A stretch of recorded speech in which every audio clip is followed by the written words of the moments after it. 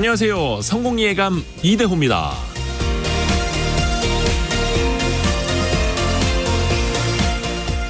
증권 투자계에서 잘 알려지지는 않았지만 정말 유명한 사람이 있습니다. 이게 무슨 말이야 하시겠지만 실상입니다. 잘 알려지지 않았지만 유명한 이름, 바로 존 버 윌리엄스입니다. 속된 말로 끈질기게 버틴다라는 뜻으로 쓰는 표현인데, 존 버는 실존했던 인물 이름이기도 합니다. 1900년에 태어난 존 버 윌리엄스는 미국 경제학자로 기업의 내재 가치를 분석해서 주식의 가격을 따지는, 즉 밸류에이션의 기틀을 닦은 사람입니다. 1938년에 출간한 저서 투자 가치 이론을 통해서 현금 흐름 할인과 배당에 기반한 가치 평가 이론을 명확히 했다는 평가를 받는 인물이죠. 워런 버핏도 존 버 윌리엄스의 연구를 높이 평가했다고 하네요. 제가 존 버 윌리엄스의 이야기를 꺼내든 건 이유가 있습니다. 물려있는 주식을 하염없이 기다리고 무작정 버티기만 하는 게 방법은 아니라는 거죠. 그 투자 대상이 어떤 현금 흐름을 창출하는지, 배당 등을 통해서 나에게 얼마나 수익을 안겨줄 것인지 따져보는 게 투자의 시작이자 끝일 수 있습니다. 그래서 우리가 기억해야 할 이름은 그냥 존 버가 아니라 존 버 윌리엄스입니다. 성공예감 이대호입니다. 지금 시작합니다.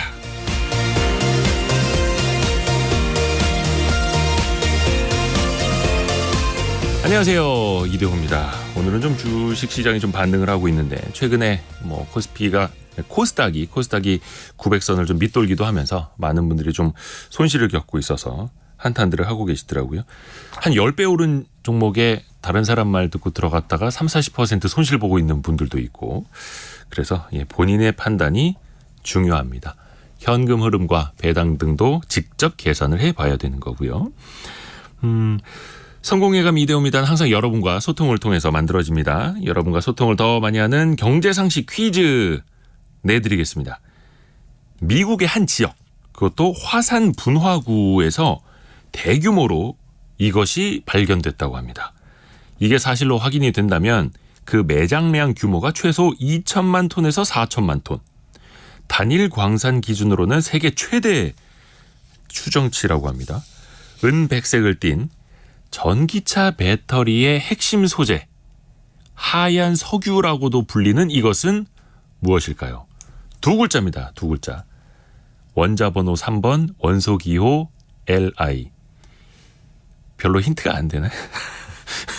짧은 문자 50원, 긴 문자 100원이 드는 샵 9730으로 보내주시면 되고요. 추첨을 통해서 선물도 계속 보내드립니다. KBS 콩과 유튜브를 통해서도 함께 하실 수 있습니다. 성공예감 이대호입니다. 자주 검색하시면 성공이 가까워집니다.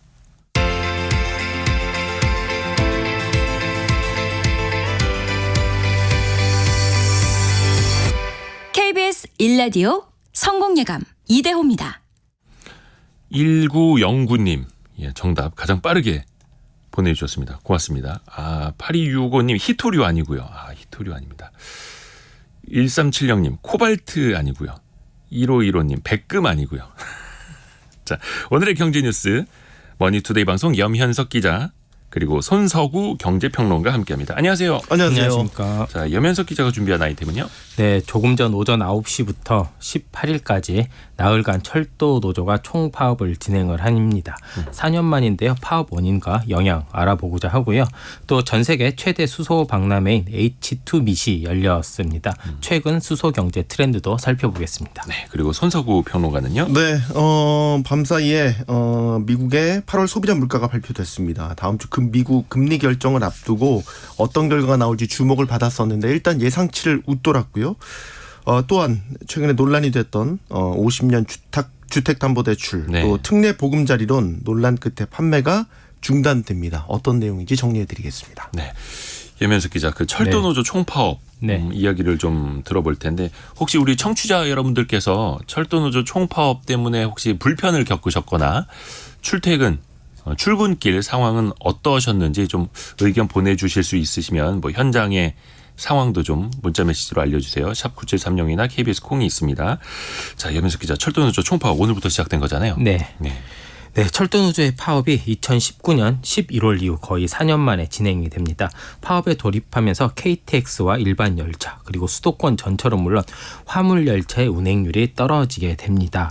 필수 유지 인력과 대체 인력을 투입하더라도요. 운영 인력이 평시 대비 한 60% 정도 15,000여 명에 불과합니다. 이 때문에 파업 기간 열차 운행률은 KTX 경우는 68%, 일반 열차는 60%, 수도권 전철은 75% 수준으로 단축 운행이 됩니다.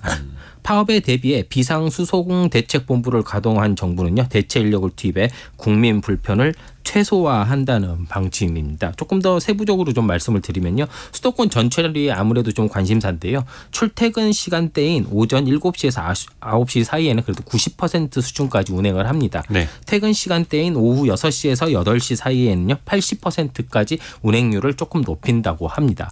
정부와 서울교통공사 그리고 코레일이 공동 운행하는 13, 4호선의 경우에는 운행 횟수를 조금 더 높이고요. 버스 운행도 높입니다. 대중교통 이용 불편을 최소화하겠다라는 겁니다. 다만 이제 필수 유지 업무에서 빠진 분야가 하나 있습니다. 바로 네. 화물 열차인데요. 여기가 평소에 4분의 1로 축소됩니다. 이 때문에 수출입이랑 산업 필수품 등 긴급 화물만 이제 운행할 계획인데 아무래도 물류 차질은 조금 예상이 되고 있습니다. 그러겠네요. 출퇴근길보다는 어찌 보면은 수출입에 더 지장이 있을 수도 있겠고요. 그 이유도 들어봐야죠. 철도노조가 4년 만에 총파업을 결정한 이유도요. 네, 어제까지 막판 교섭이 진행이 됐습니다. 코레일과 철도 노조가 어제 저녁까지 막판 교섭을 진행을 했는데요. 끝내 교섭이 불발됐습니다. 지난 7월부터 수차례 교섭을 했고 합의하지 못했고요. 중앙노동위원회도 결국에 합의하지 못했습니다. 철도노조의 요구사항은요. 올해 임금 협상 그리고 야간 근무 안전을 위한 4조 2교대 전면 시행 등 여러 가지가 있었습니다. 하지만 이 중에서도 핵심 쟁점은요. 수서역과 부산역 구간에 KTX를 운행하자는 겁니다. 뭐 얼마 전에 이렇게 또 있었는데 한마디로 최근 SRT 운행이 줄어든 구간에 KTX도 함께 투입하자는 게 이제 철도 노조의 주장인데 네. 이게 정부가 정책은 협상의 대상이 아니다라고 하며 거부를 했습니다. 왜 그러면 철도 노조가 이거에 대해서 이렇게 반발을 하느냐. 이걸 바로 철도 민영화의 시초로 보기 때문입니다. 실제 지난 1일에 정부가 SRT의 경전선, 전라선, 동해선 투입을 결정을 했고 SRT 차량 정비의 민간 개방, 관제권과 시설 유지 보수 업무를 이관을 결정을 했습니다. 이게 이제 철도 업무를 이제 쪼개고 그리고 여러 MRO 부분 그러니까 운영하는 부분을 이제 민영화시킨다에 이제 초석이라고 보고 있기 때문에 이런 모든 KTX와 SRT의 이런 합병 반대, 정부의 합병 반대가 아무래도 민영화의 시초가 아니냐라면 이제 총파업을 실시한 겁니다. 이에 대해 정부는 정부 정책은 아까 말씀대로 협상 대상이 될 수 없다고 못을 박았고요. 일방적 주장을 관철하기 위한 파업은 절대 수용할 수 없다는 방침입니다. 다만 노조가 주장하는 철도 민영화는요. 검토한 바가 없다고 강조를 했습니다. 국토부는 파업 기간 열차 운행 관련 종사자 직무와 열차 출고 방해 등 불법 행위에 대해서는 법과 원칙에 따라 엄정 대처할 것이라고 밝혔습니다. 철도 민영화는 검토한 바 없다라고 정부가 밝힌 거고요. 그러면 이번 파업이 얼마나 진행될까요? 네, 철도 노조 측은 이번에 1차 총파업은 경고 차원으로 진행을 한다고 밝혔습니다. 네. 이후 진행 과정에 따라 2차 총파업에 돌입한다라고 밝혔기 때문에요. 이번 총파업이 자칫 길어질 수도 있다는 전망이 나옵니다. 최근 10년간 철도 노조의 총파업을 살펴보면요. 총 4차례가 있었습니다. 2013년, 2016년, 2019년 10월과 11월 이렇게 4번인데요. 이 기간 파업 기간은 각각 23일, 74일, 4일, 5일 이렇게 진행됐습니다. 파업 참가율은요. 대략 30% 정도였고요. 2013년과 2016년 파업에서는 민형사상 조치도 진행이 됐습니다. 철도 체계는 고속절, 경쟁체제, 운영과 유지보수, 상하분리 등 해소되지 않은 쟁점이 언제든지 터질 수 있습니다. 노조와 사측의 강대강 구조가 지속되고 있어서 과거 총파업 사태 이상의 갈등 상황도 예상되고 있습니다. 민경훈님이 청량리 제천 간 KTX 표가 취소돼서 고속버스로 출장 중입니다. 유유 이렇게 보내주셨고요. 0005님은 부산으로 일주일 출장 간 저희 직원이 내일 복귀할 표가 없어서 하루 당겨서 오늘 복귀시킵니다. 그리고 6267님 서울역 출발 KTX 타고 포항 가는데 차 시간이 다 되었는데도 타는 것도 안 나오더니 차도 10분 정도 늦게 왔습니다라고 보내주셨습니다. 상황 알려주셔서 고맙습니다. 자, 손석우 평론가. 네. 밤사이에 미국의 8월 소비자 물가지수가 발표됐습니다. 네, 소비자 물가지수 영어로 CPI라고 하는데 네. 일단 물가가 잘 잡혀가고 있다고 안도할 만한 숫자도 확인이 됐고요. 반대로 언제든 또 튀어오를 수 있겠다 하는 불안한 숫자도 확인됐습니다. 우선 종합 CPI부터 보면요. 헤드라인 CPI라고도 하는데 1년 전과 비교해서 3.7% 올랐습니다. 예상치가 3.6%였으니까 이거보다는 소폭 웃돈 거고요. 전달 상승률 7월 상승률이 3.2%였으니까요. 다시 오름폭을 키웠다 이렇게도 볼 수 있겠습니다. 물가 상승률이 이렇게 다시 커진 게 왜 그러냐 보면 단연 유가가 많이 올랐기 때문으로 봐야 될 것 같습니다.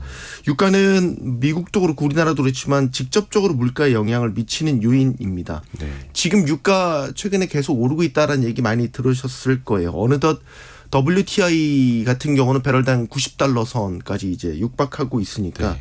유가만 놓고 본다면 앞으로도 계속 물가 상승 압력으로 작용할 가능성이 커 보이는 그런 상황입니다. 또 우리나라가 주로 수입하는 두바이유는 최근에 배럴당 92달러도 네. 넘어섰더라고요. 참 걱정입니다. 일단 미국 상황 좀 더 들어보죠. 식품하고 에너지를 제외한 근원 물가도 중요하지 않습니까? 네. 어떻게 나왔습니까? 이 가격 변동성이 있는 제품들을 이제 제외한 물가인 거죠. 근원 소비자 물가 1년 전보다 4.3% 올랐습니다. 7월 상승률이 4.7%였으니까 한층 떨어진 것이기도 하고요. 예상치에도 부합했습니다. 일단 물가 안정을 제일 목표로 두고 있는 중앙은행은 물가의 기조적인 흐름을 판단하는 데 있어서는 이 근원 CPI, 즉 근원 소비자 물가를 중심으로 판단을 합니다.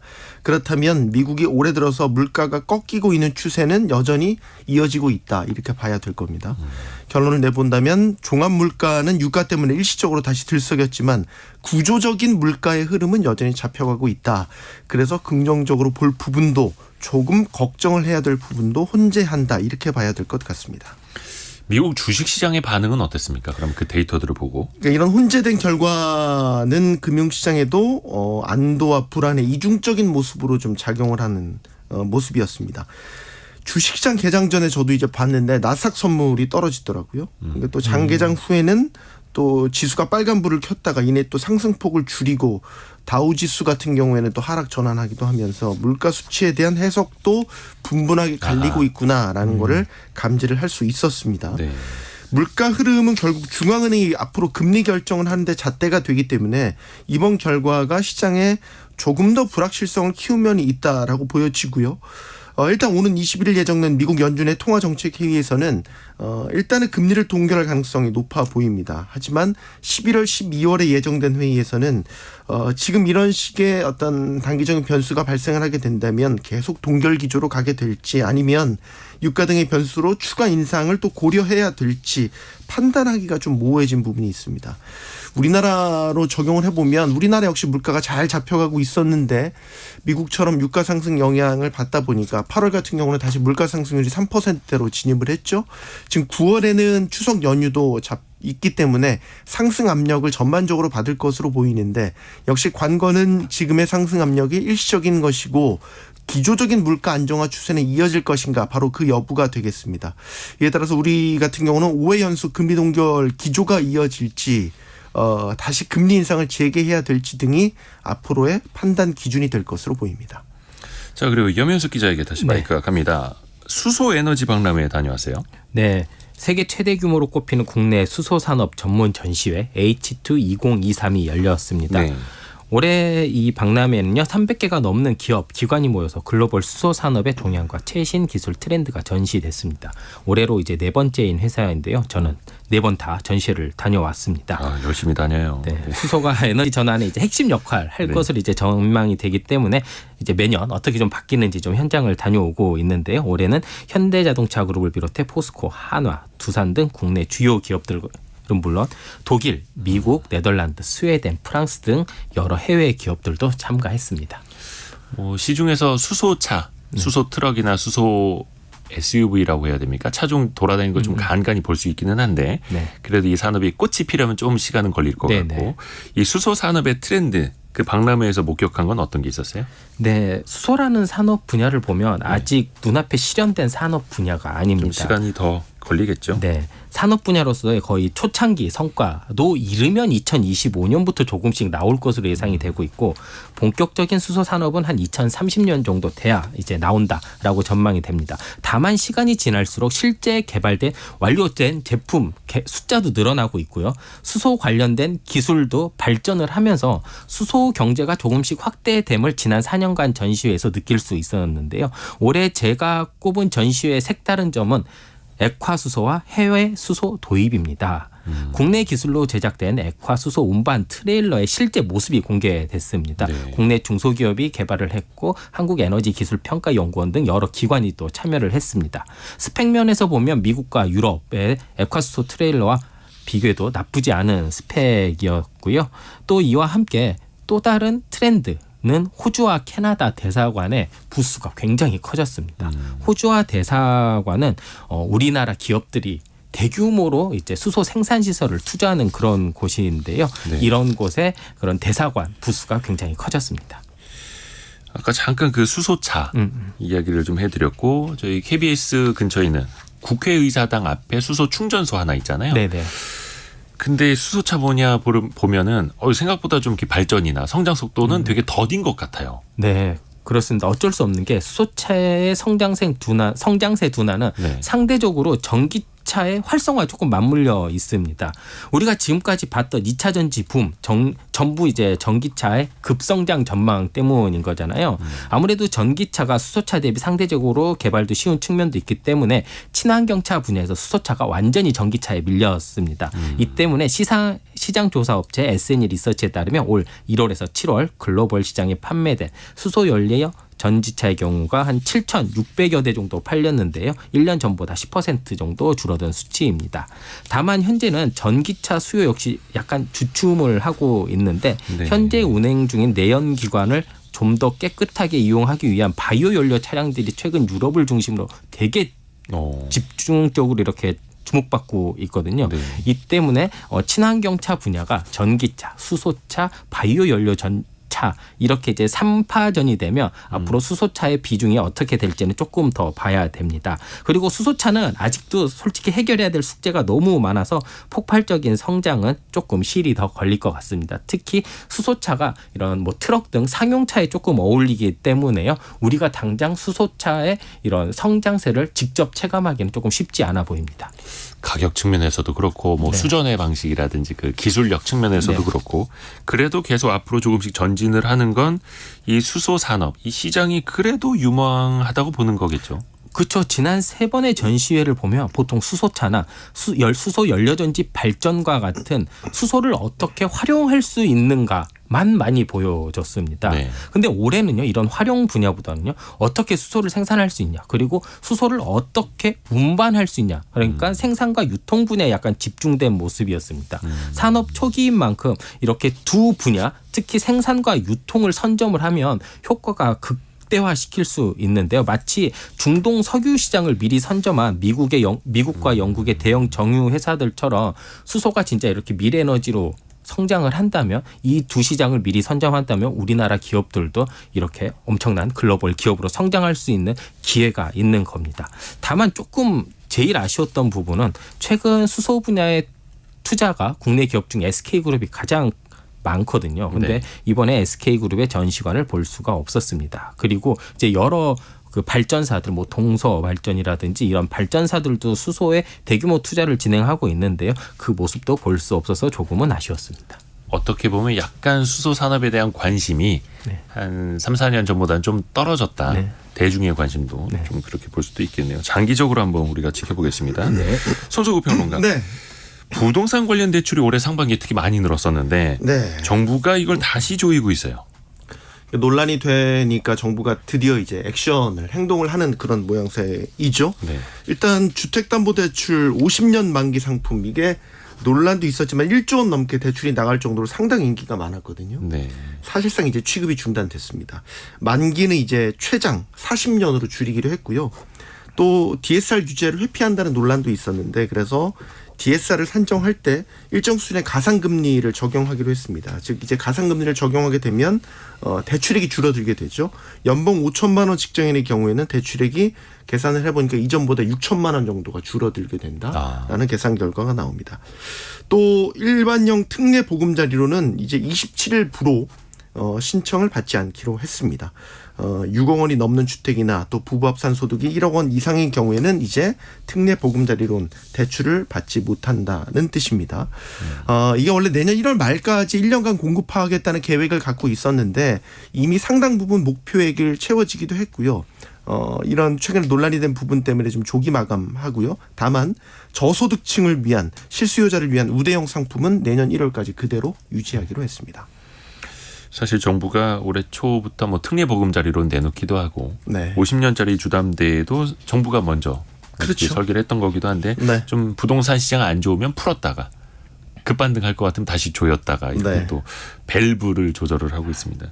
근데 사실 공급을 이렇게 갑자기 또 줄여버리면 실제로 이 대출이 또 필요하신 분들이 있는데 어떨까요? 그 효과나 영향이. 그래서 한계가 있다라는 지적이 나오고 있죠. 사실 왜 이렇게 대출을 많이 받냐. 이 고금리 상황에서도 말이죠. 보면 이 기저에는 주택 가격이 올라갈 거라는 이런 기대가 깔려 있기 때문인데 네. 그렇기 때문에 이렇게 지금 밸브를 좀 조인다고 하더라도 어떻게든 이를 우회하려는 시도 일종의 풍선 효과가 발생할 수 있다라는 점을 지적을 하고 있고요. 이런 걸 막기 위해서는 결국 그런 심리 자체를 차단해야 하는데 이달 말에 지금 정부가 부동산 대책이 나오고 부동산 대책의 그 골자는 공급 대책이 될 걸로 예상되거든요. 그러니까 그런 대책이 이런 주택시장에 대한 심리를 차단할 만한 실효성 있는 대책이 나올지 지켜볼 일이고요. 가계대출이 물론 이게 사람은 아니지만 인화를 의도적으로 해보자면 최근 흐름은 사실 겁을 상실했나? 이런 생각이 들 정도로 정말로 많이 늘고 있잖아요. 은행권 가계대출 잔액 지난달에 이렇게 집계해 보니까 1,075조 원 돌파를 하면서 다시 한번 역대 최대치 기록을 갈아치웠습니다. 지금 저는 더 눈에 띄었던 건 기록도 기록이지만 매달 늘어나고 있는 증가폭 자체도 상당하다는 게 놀라웠습니다. 네. 지난달에만 6조 9천억 원 늘었거든요.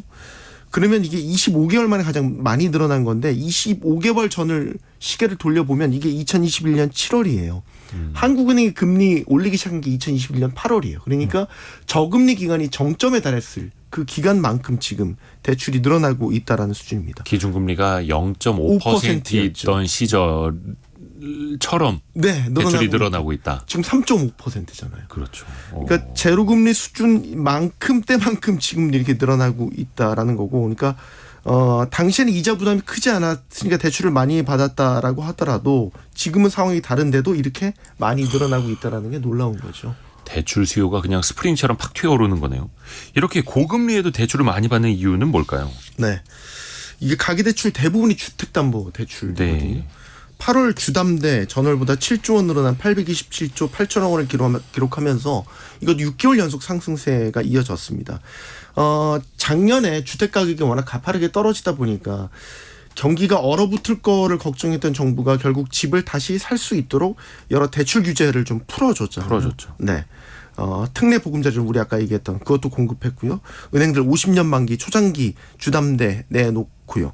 그러니까 이때다 싶어서 집을 사야겠다는 심리가 다시 또 확 퍼진 거죠. 이런 상황이 걱정되는 건 이런 연결고리 중에서 하나만 좀 삐끗해도 이게 도미노처럼 지금의 연결고리가 출렁일 수 있기 때문에 걱정이 되는 거죠.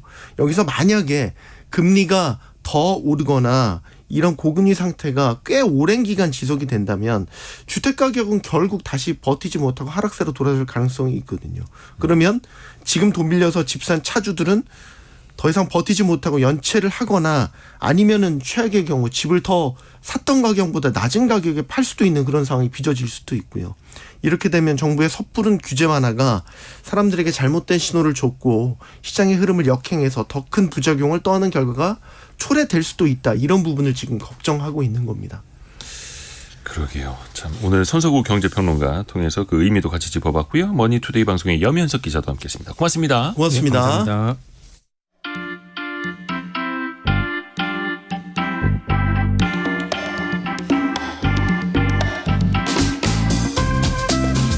지금 여러분께서는 KBS 일라디오 성공예감 이대호입니다를 듣고 계십니다.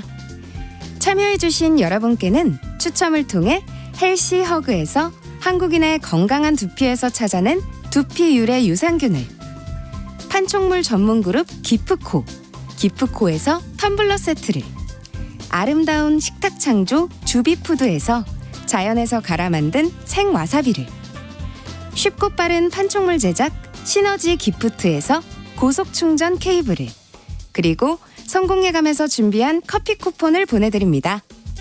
당첨자는 성공예감 이대호입니다 홈페이지에서 확인하세요. 경제상식 퀴즈 한 번 더 내드리겠습니다. 전기차 배터리의 핵심 소재이자 배터리 생산 원가의 40%나 차지하는 이것을 맞추시면 됩니다. 두 글자인데요. 세계 최대 매장지는 현재는 볼리비아인데 미국에서 최근에 그 매장량을 뛰어넘는 수준의 광산이 발견됐다라는 소식이 전해진 겁니다. 하얀 석유라는 별명이 붙어있는 이것, 원소기호 LI. 많은 분들이 정답 보내주고 계시고요. 함희정님, 근데 그 나라는 모든 게 풍족한데 굳이 우리나라도 있는데. 예. 그리고 3993님도 미국에서 발견된 이것이 세계 단일 최대 매장량이라고 하니 부러울 따름입니다. 중국에 더 큰 소리 칠 수 있겠는걸요? 라고 보내주셨습니다. 그렇습니다. 미국에서 그 시일가스 발견되면서 중동에 대한 의존도를 뚝 떨어뜨리고 미국이 엄청난 이제 에너지 수출 국가가 됐고, 이것까지 발견이 되면 진짜 중국에다가도 더 큰 소리 칠 수 있을 것 같습니다. 5648님, 우리나라에도 있다면 얼마나 좋을까요? 보내주셨고요.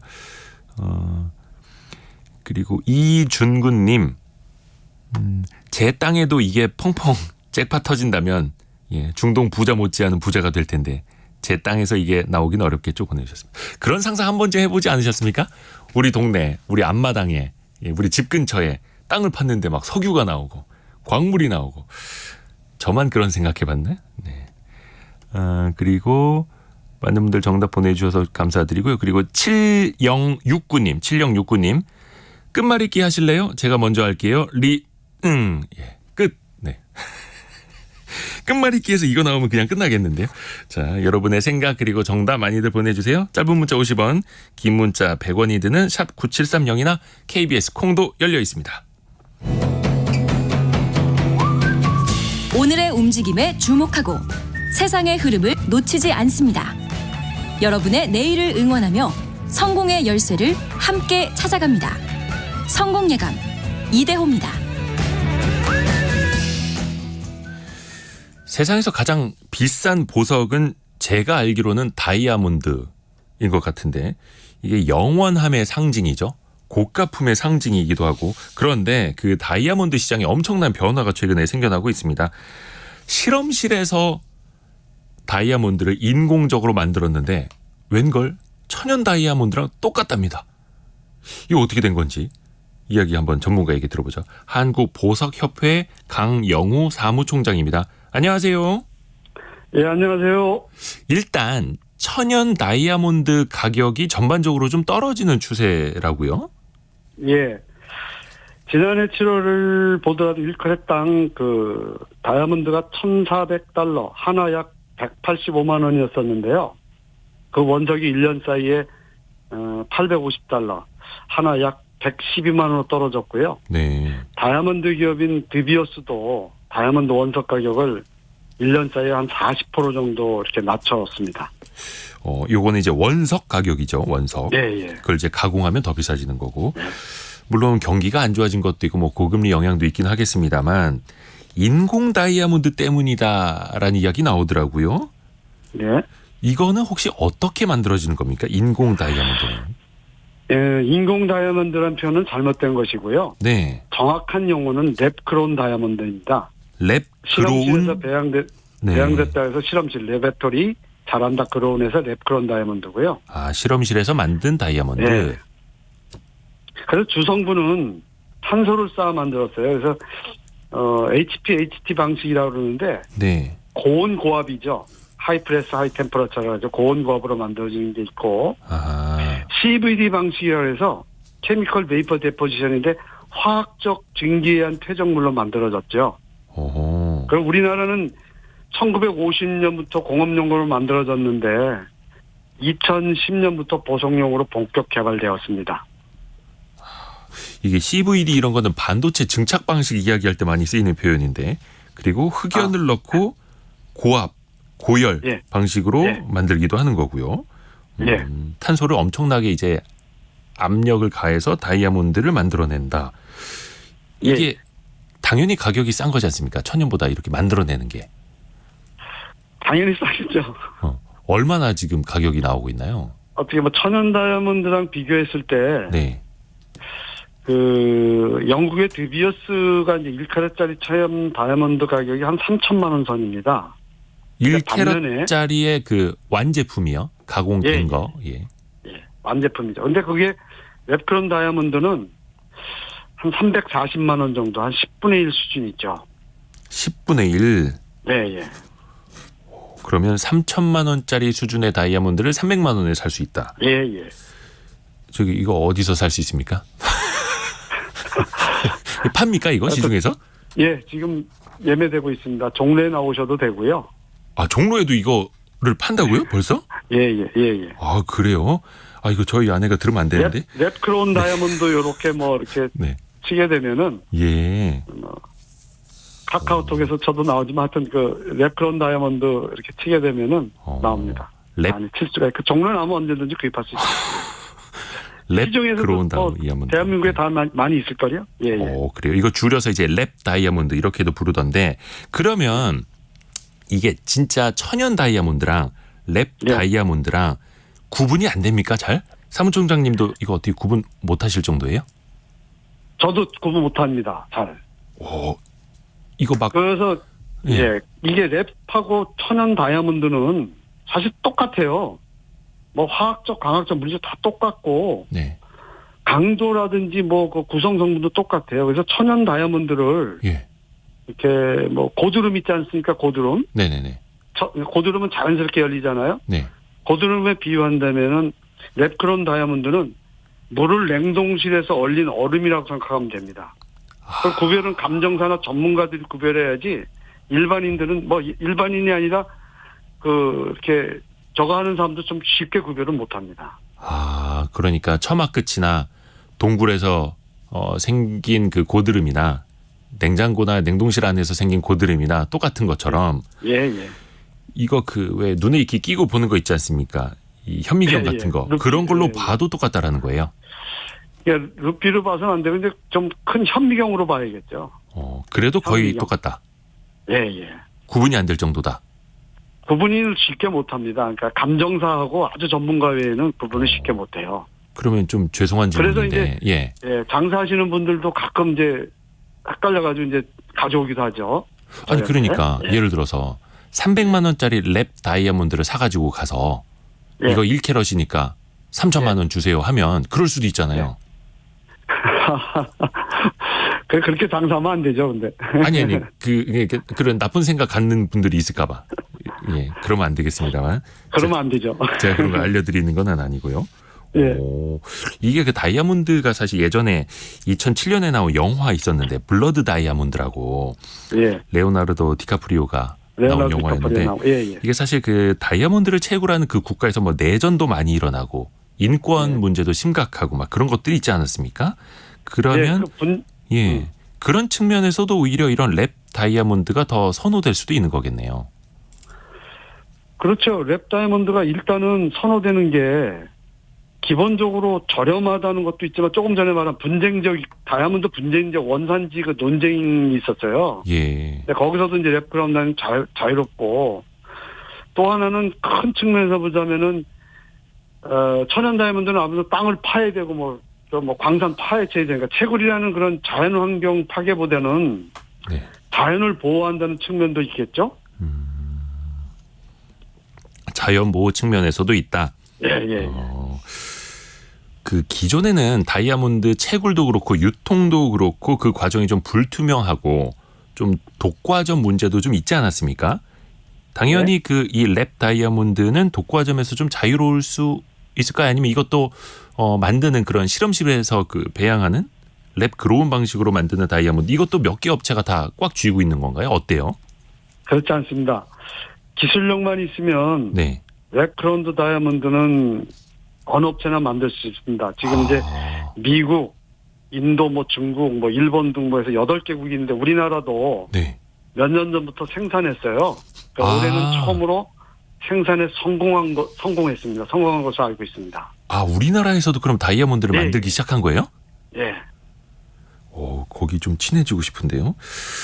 그래서 이거는 기술력만 어느 정도 갖추면은 어느 나라, 어느 업체든 만들 수가 있는 거다. 그러면 아까 그 뭐 드비어스가 다이아몬드 가격을 40% 인하했다 뭐 이런 이야기도 해주셨는데 예. 전반적으로 다이아몬드 가치가 떨어질 수도 있고 예를 들어서 예.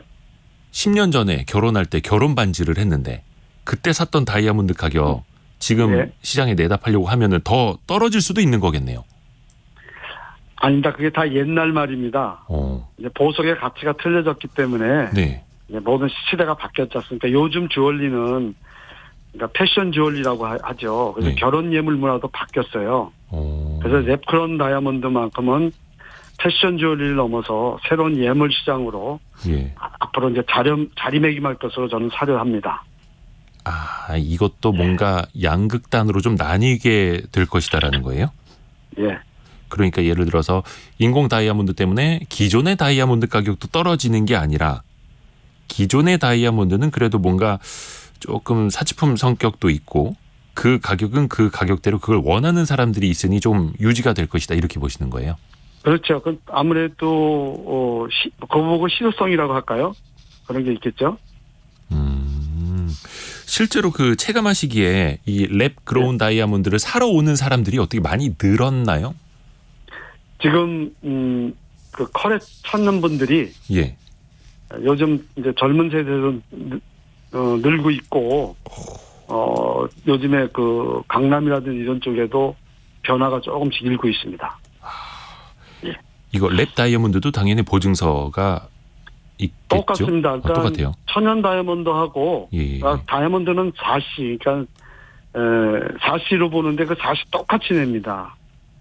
그 우리가 감정을 띌 때도 똑같이 컬의 중량, 클라리티 뭐 해가지고 똑같이 컬러 이거 똑같습니다. 천연하고요. 아, 그래요? 내는 방법이 GI의 감정이라든지 IG의 감정이라든지 감정서가 이제 전 세계적으로 많지만 그 똑같이 냅니다. 저희도 그 감정서에 의해서 합니다. 근데 그 감정서에는 이게 랩 그로운 다이아몬드다라고 써 있겠죠? 예, 그래서 감정서가 천연하고 조금 틀린 게 뭐냐면은 감정서가 전부 영문으로 돼 있지만 아이덴티피케이션이라고 해서 이제 자격, 어떤 네네네. 뭐 본질, 예. 거기에 랩 그로운 다이아몬드라고 이렇게 표기됩니다.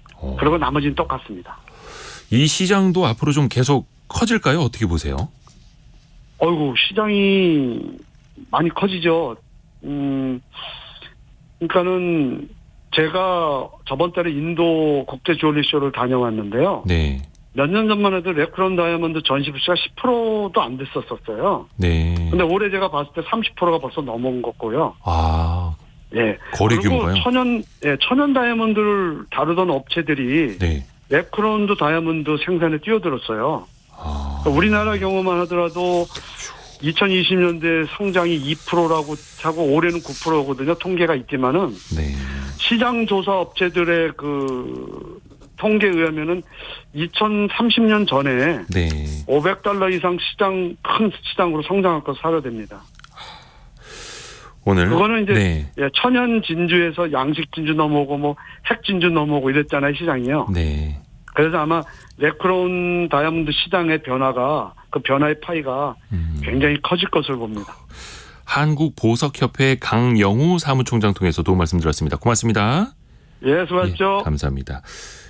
인공 다이아몬드라고도 부르는데 정확히는 랩 그로운 다이아몬드라는 명칭이네요. 이게 한 10분의 1 가격이라고 해도 예, 경기도 어려운데 뭐 이런 거 사자고 저희가 방송하는 거 아니고요.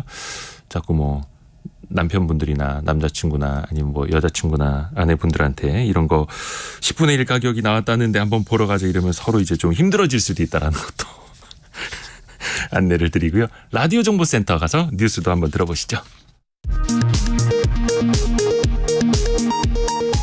김만배 씨와 신학님 전 언론노조 위원장의 허위 인터뷰 의혹 등을 수사 중인 검찰이 뉴스타파와 JTBC, 보도관여 기자의 주거지 등에 대한 압수수색에 나섰습니다.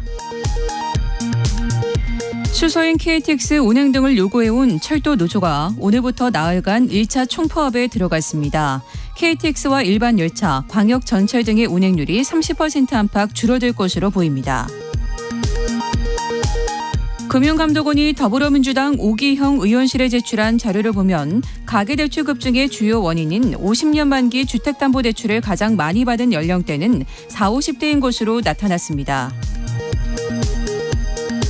환경부는 86개 전기차 충전 사업자와 업무 협약을 맺고 사용자가 한 번의 회원가입으로 전국 전기차 충전시설을 이용할 수 있게 바꿨다고 밝혔습니다. 지금까지 라디오 정보센터 뉴스 정원나였습니다. 자, 심리학 개론 시간입니다.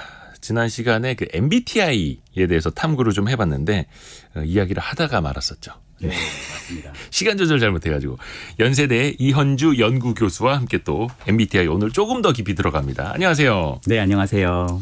지난주에 MBTI의 그 알파벳별 의미 네, 이야기해주다가 외향성, 내향성, 네, E하고 I, 네. 거기까지 갔습니다. 그렇죠? 맞아요. 네, 근데 그냥 나의 단순한 성향이라기보다는 에너지를 어떻게 쓰는가가 네. 중요하다라고 말씀을 해주셨었고요. 네. 우리가 한번 복귀해 보자면 크게 4가지의 질문을 우리가 MBTI를 통해서 파악할 수 있다고 그랬잖아요. 네. 그 첫 번째 질문이 에너지가 어디를 향하느냐. 이게 바로 외향성인 E와 내향성인 I를 가르는 질문입니다. 사실 우리가 이 MBTI를 알고 있으면 좋은 네. 게 그 사람의 심리적인 모습이 좀 보여요. 심리적인 어떤 특징들이나 심리 파악이나 이런 것들이 좀 되는 부분이 있습니다. 나의 심리도 좀 파악할 수 있고 상대의 심리도 좀 파악할 수 있고 소위 그 사람의 생각, 감정, 행동, 관계 패턴 이런 걸 좀 볼 수 있죠. 일단 E와 I를 가르는 게 뭐냐면 에너지가 어디를 향하는 거잖아요.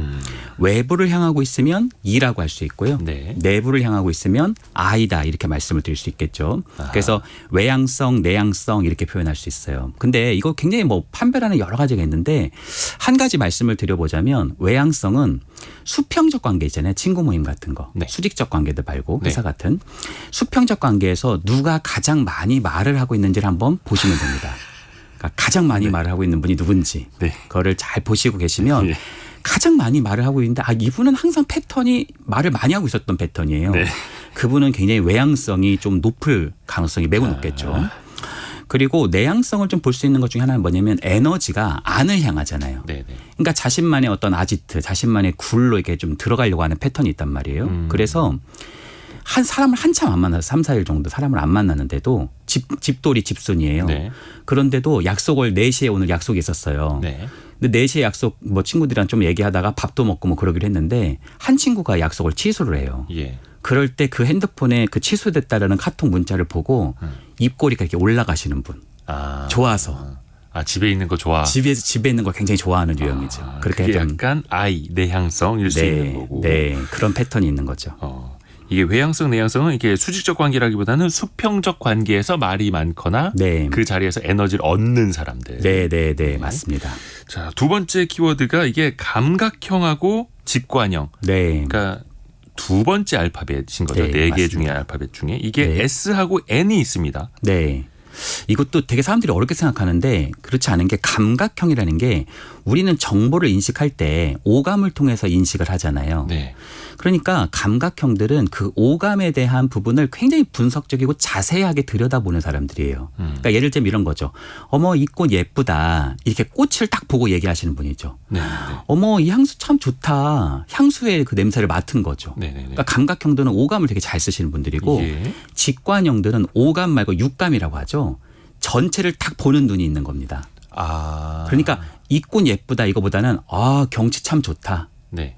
이 사람 향수가 참 좋다. 향수 참 냄새 괜찮다. 이걸보다는 이 사람 분위기 괜찮네. 이런 느낌을 갖는 분들이죠. 그러면 약간 이 향수는 어느 모임에 나갈 때 뿌리면 좋을 것 같은데 약간 이런 느낌도 많아요. 전반적인 걸 다 그렇게 고려해서 하시는 분들이 직관형들이 많죠. 그래서 감각형들이 직관형들을 보면 굉장히 천재적으로 보여요. 나는 이 꽃 하나를 보고 있는데 저 사람 막 경관을 다 보고 있으니까 전체 상황을 딱 보니까 그림을. 근데 직관형의 가장 문제는 디테일이 좀 떨어지는 경우가 있어요. 아, 디테일이 떨어진다. 네, 그래서 감각형과 직관형은 서로 상극이 아니라 서로 함께 합력할 수 있겠죠. 세부적인 요소의 분석력이 어떻게 보면 감각형이 뛰어난 거고 직관형은 전체 그림을 좀 볼 수 있고요. 그래서 S는 감각형 5감, 네. N은 직관형 6감, 더 큰 그림을 보는. 네. 근데 S와 N은 서로 협력이 잘 될 수 있는. 그렇죠. 좋네요. 그리고 그 세 번째 알파벳 들어가는 게 T와 F가 네. 있는데 T는 사고형. thinking, 네. thinking이고 F는 feeling, 네. 감정형, 느낌인데 네. 구체적으로는 어떻게 달라지는 거예요? 일단은 사고형과 감정형은요. 사고형 자체는 생각 기능 자체 합리적 생각이나 의사결정을 좀 할 수 있으니까 네. 이 사람은 의사결정을 어떻게 내리는가라는 질문에 있어서 좀 더 정확한 의사결정, 조금 더 합리적이고 공명정대한 의사결정을 좀 할 수 있는 그런 유형들입니다. 그러니까 좀 합리적인 유형들이죠. 감정형들은요. 이런 거예요. 기자님 오늘 저랑 예. 혹시 추어탕 좀 이렇게 하는데 표정이 안 좋아요. 예. 그러면 혹시 감자탕 좀 하는데 이렇게 탕을 계속 얘기하시지? 이런 느낌이에요. 그럼 제가 혹시 그럼 뭐 몸일은 좀 어떠세요? 이렇게 해가지고 그 표정을 봐서 네. 그 사람의 태도나 표정을 다 봐서 결정을 하시는 분들. 소위 눈치도 빠르고요. 아. 사람들 감정 캐치하는 것도 좀 빠르고요. 자기 감정을 이렇게 표현하는 것도 좀 빠르시고 그런 분들이 감정형이다라고 할 수 있겠죠. 그러니까 상황 파악, 감정 캐치, 네. 그리고 내가 표현하는 것도 그게 빠른 게 감정형 네, 네. F이고 합리적으로 어떤 상황을 사고하고 판단하려는 게 사고형 thinking T가 들어가는 거. 이게 T와 F의 차이. 네 번째 알파벳은 J와 P로 나뉩니다. 네. 이게 저증 그리고 perceiving, 네. 판단형과 인식형. 이거 네. 조금 어려운 것 같은데요. 이것도 별로 어렵지 않아요. 이것도 뭐냐면 어떤 생활 습관을 가지고 있느냐. 여기서 습관이 되게 중요합니다. 어떤 생활 습관을 가지고 있느냐. 우리가 일상을 살아가잖아요. 네. 일상은 습관으로 이루어져 있잖아요. 그 습관을 할 때 판단형은 굉장히 어떤 계획을 세우고 판단을 내렸으니까 네. 그리고 뭔가 정리정돈 같은 거 그리고 다이어리 이런 것들을 잘 구축해가지고 가는 사람들. 네. 이런 걸 좀 말해요. 그러니까 뭐 여행을 갈 때도 다 계획을 좀 짜는 경우가 많이 있죠. 근데 한편으로 조금 이제 인식형들은 세상은 항상 가능성으로 충분한 곳이다라고 생각하죠. 내가 부딪혀 보면 돼. 그렇죠. 가서 결정하면 돼. 예를 들어서 뭐 기자님께서 제주도에 가서 고기국수 집을 들어가요. 네. 근데 판단형들은 고기국수를 먹으러 다 서치를 해놨기 때문에 그냥 거기를 들어가는 거예요. J는 네. 그렇죠. 인식형들, 그 판단형은 J는. 근데 인식형은 거길 들어가면서도 옆에 보니까 사람들이 막 줄 서 있어요. 네, 그럼 그럼 자기가- 저기는 어디지? 하면서 검색을 하고 있는. 예. 들어갈 때까지는 들어간 게 아니다. 왜냐면 한 끼가 중요하잖아요. 한 끼가 3박 4일이면 몇 개 안 먹잖아요. 네. 그러니까 인식형들은 항상 가능성으로 좀 충만하다, 유연하다 이렇게 말씀드릴 수 있겠죠. 이것 때문에 저랑 와이프랑 많이 싸웁니다. 이게 J랑 P가 좀 안 맞아요. 네. 근데 이거는 어떤 선택을 하는 순간에 좀 갈릴 수가 있어서. 네. 뭐 가장 간단하게 보자면 습관이잖아요. 네. 내 방을 좀 보시면 돼요. 자기 방. 자기 방이 지금 정리정돈이 하나도 안 돼 있다. 근데 이게 내가 판단형이다. 그러면 네. 좀 어불성설일 가능성이 매우 높겠죠. J 판단형은 정리정돈 네. 계획이 잘 되는 거고 P는 네. 약간 즉흥적이고 약간 그런 거고. 네. 근데 이게 MBTI 결과를 놓고 이게 다 맞는 거냐? 네. 이게 만고불변의 진리냐? 이것도 오히려 이것 때문에 편견이 생기는 것 아니냐? 또 이렇게도 볼 수 있잖아요. 일단은 우리가 한번 정리해 보자면 이런 거죠. 에너지를 어떻게 쓰느냐. 그리고 정보를 어떻게 인식하느냐. 네. 세 번째는 의사결정 어떻게 내리느냐. 네 번째는 이 사람의 생활 습관이 어떠냐. 이게 패턴이죠. 이 사람의. 그러니까 저는요 MBTI는 성격 검사라기보다는 항구적인 어떤 성격이라고 해서 바뀌지 않은 성격 검사라기보다는 현재의 패턴 검사라고 생각합니다. 현재의 패턴. 그렇죠. 나의 현재의 심리적 패턴을 보여주는 검사죠. 얼마든지 바뀔 수도 있겠죠. 그 패턴은. 특히 MBTI의 근간 이론인 분석 심리학은 원래 그냥 ENFP면 ENFP로 살아라 이게 아니에요. MBTI의 ENFP는 오히려 내가 ENFP가 나왔다. 그러면 오히려 그 밑에 있는 ISTJ라고 하는 요소가 나의 대극적 요소잖아요. 네. 그거를 찾아 나서는 여정이 바로 분석 심리학이라고 하는 MBTI의 근간 이론의 출발입니다. 나에게 부족한 걸 내가 알고 좀 보완할 수도 있고. 그렇죠. 나의 반대편의 짝을 향해서 내 내면으로 떠나는 여행. 이게 바로 분석 심리학이라고 하고 이거를 우리가 소위 개성화 과정이라고 표현을 하죠. 1300님이 MBTI도 살면서 변하나요라는 질문 주셨는데 딱 거기에 답이 됐습니다. 지금. 네, 얼마든지 바뀔 수 있고요. 하나만 너무 고착화된 것이 좋지 않고요. 요즘 시대에서 MBTI가 유행인 건 저는 좋지만 어떤 면에서는 사람을 너무 이렇게 도장 찍듯이 하는 것은 좀 바람직하지 않다라고 말씀드릴 수 사실 있겠네요. 이게 그러니까 편가르기 용도가 아니라 네. 서로를 이해하기 위함인 거죠. 함께 그렇죠. 살아가기 위한 거죠. 그렇죠. 아까 제가 말씀드렸듯이 다시 말씀드리면 ENFP가 있었잖아요. 네. ENFP만 우리가 모여 있으면 굉장히 신나고 즐거워요. 네. 와, 되게 재밌다. 막 그럼 서로 막 재밌게 얘기를 해요. 네. 근데 1시간 정도 얘기하다 우리 도대체 왜 모였지? 그런 얘기를 한단 말이에요. ISTJ들은 세부적인 것만 엄청 몰두하다가 큰 그림을 좀 못 보는 경우들이 있어요. 예. 사실 관계는 상보적이잖아요. 예. 어느 유형 하나 버릴 거 없고 4가지의 질문이라고 그랬잖아요. 4 곱하기 4가 되면 16가지라고 하는 유형이 나온단 말이에요. 예. 그 유형들은 서로 간에 합의할 수 있고 대화할 수 있는 터전도 될 수 있다라고도 말씀드릴 수 있겠네요. 아, 실제로 그 조사를 대학 때 해본 거랑 20년 뒤에 해본 거랑 달라졌다라는 남혜진님의 글도 올라와 있고요. 네. 근데 이게 서로 상극은 없는 거죠. 상극은 사실은 상극은 있기는 하죠. 있기는 해요. 네. 상극이 있기는 한데 상극이라고 하면 우리가 그 사람을 되게 이렇게 왜곡하거나 편견에 차서 우리가 보는 경우들이 있는데 그렇다기보다는 내 안에 있는 그림자적인 요소 이거 되게 또 중요한 주제고 어려운 주제는 간단하게 말하자면 네. 내가 정말 보기 싫은 어떤 그림자적인 요소가 상대에게서 보여지는 거예요. 나의 그림자가. 네, 내가 정말 보기 싫었던 게 그 사람에게 보여지는 거예요. 그것이 상극이라고 많이 보여지죠. 이거를 분석 심리학에서의 그림자 이론, 섀도우 이론이라고 합니다. 근데 그게 나한테도 있는 거다. 네, 나한테도 있는 거죠. 나의 무의식적 측면이 있다라고 융은 얘기하는 거죠. 그걸 그러니까 싫어하고 편가르고 외면하려고 하는 게 아니라 서로 같이 이해하고 네. 그게 필요한 요소라면 같이 보완도 하고. 네, 맞습니다. MBTI가 그렇게 심오한 뜻이 있는 거예요. 굉장히 심오합니다. 예, 연세대학교 이헌주 연구교수 통해서 오늘 제대로 들어봤습니다. 고맙습니다. 네, 감사합니다. 잠시 후 2부에서는 최근에 스카이 대학교 공대생들도 자퇴하고 의대 가기 위해서 다시 수능을 본다고 하는데 이런 이야기 한번 의료 산업 이야기 전반적으로 짚어보겠습니다. 잠시 뉴스 듣고 저희 10시 5분에 다시 돌아옵니다.